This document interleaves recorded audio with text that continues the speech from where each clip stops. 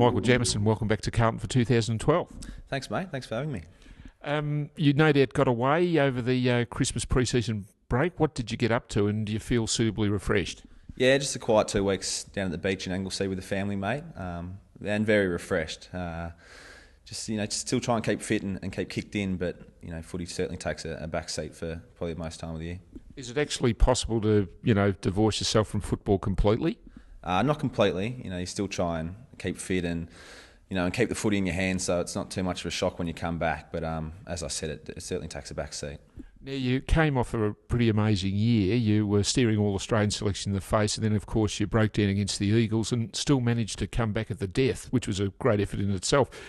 Do you feel like a new recruit of sorts now that you're fit and firing, ready to go?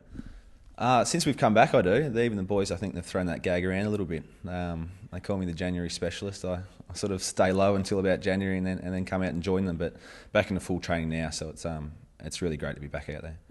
I'd imagine that must have been an appalling period of time for you after that knee injury, considering your form leading into it. How did you sort of try to keep up and about as a result of the injury? Yeah, it was frustrating because it was pretty unpredictable, especially when I came back. It was up and down on certain days, so it was hard to judge when I'd be right. But as you said, to come back for those last few games was nice, and as you said, the motivation probably just came from the boys doing so well and knowing that we're gonna we should have some success in the finals. So I really wanted to get back for that. Has Lockie Henderson bought you a Tats ticket for doing you a favour and rolling over on your knee? Yeah. No, well, it was probably a blessing in disguise in some regard, I guess. Lockie, certainly did really well in that back half of the year and probably proved himself to be that second tall big defender that we certainly need. So hopefully he continue that form in the new year. How's the body shape? Is it any different to what it was last year? Have you fined down? Have you put weight on? Where are you at physically? No, probably pretty similar. Apart from the extra work that goes into the leg to get the knee right, pretty similar, pretty strong, and getting the fitness back pretty quickly. So I'm feeling pretty good.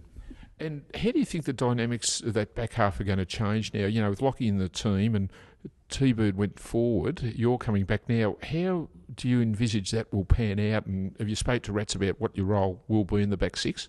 Not so much yet. It was probably pre-Christmas, was just getting the body right. But I think it's going to be pretty exciting, the backline this year. It's probably the first time in a few years that there's going to be real competition for spots. When you think Jordan Russell and Zach Tui probably played the second half of the year and Jordan the first, and and Aaron Joseph. So there were guys in and out. They're going to want to play every game. So, and then with Lockie coming back as well, and Paul Bauer's another one. So there's probably 10 guys that are going to be fighting for 6 spots. So it's going to be pretty exciting.